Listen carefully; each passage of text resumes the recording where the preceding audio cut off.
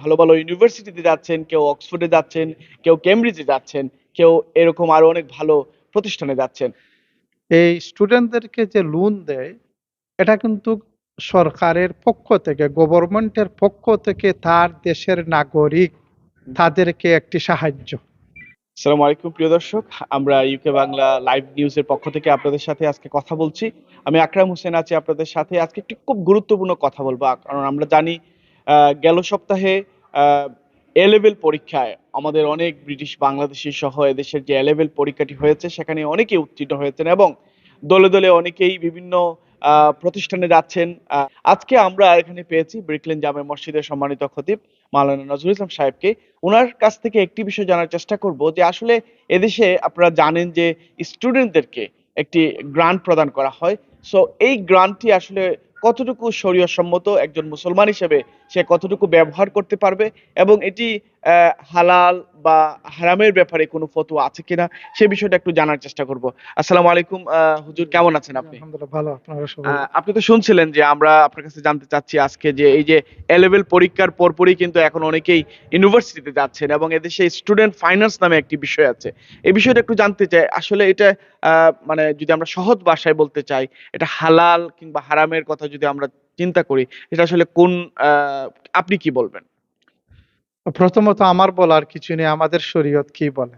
হুম, দেখেন, এদেশে আমরা নাগরিক, এবং একজন নাগরিক তার সরকারি লিগেল সব ধরনের সুযোগ সুবিধা ব্যবহার করার অনুমোদন আমাদের শরীয়তে আছে।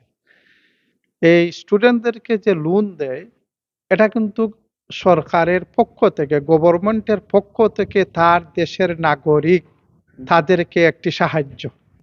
এটা ইসলামী শরীয়তে সম্পূর্ণরূপে হালাল, এবং যে কোনো মানুষ তার এটা গ্রহণ করে তার শিক্ষা গ্রহণ করতে পারে। এটা কিন্তু সুদের পর্যায়ে যায় না, কারণ এটা যাহাতে একটা স্টুডেন্ট হুম, সে ইউনিভার্সিটি নিশ্চিন্তে পড়তে পারে, তার তো কোনো পয়সা নাই, হুম, গভর্নমেন্ট তাকে সাহায্য করতেছে। আচ্ছা, এবং সুদ যেটা, এটার সংজ্ঞার মধ্যে এটা পড়ে না। তারা বলে ইন্টারেস্ট, এই দেশে তো বহুত শব্দ তো ডিফারেন্ট। হুম, সুদের সংজ্ঞার মধ্যে পড়ে না, কারণ সুদ যদি আপনি আনেন ব্যাংক থেকে, অবশ্যই তার পেমেন্ট আপনি দিতে হবে, তার ইন্টারেস্ট রেট যা হুম, হয় দিতে হবে। এখানে আমরা দেখেছি যে তারা স্টুডেন্টকে সাহায্য করতেছে। হুম, দ্বিতীয়ত, যখন সে ইউনিভার্সিটি শেষ করে কাজ করবে, হুম, তখন তারা এর থেকে এই পয়সাগুলা ধীরে ধীরে নিবে।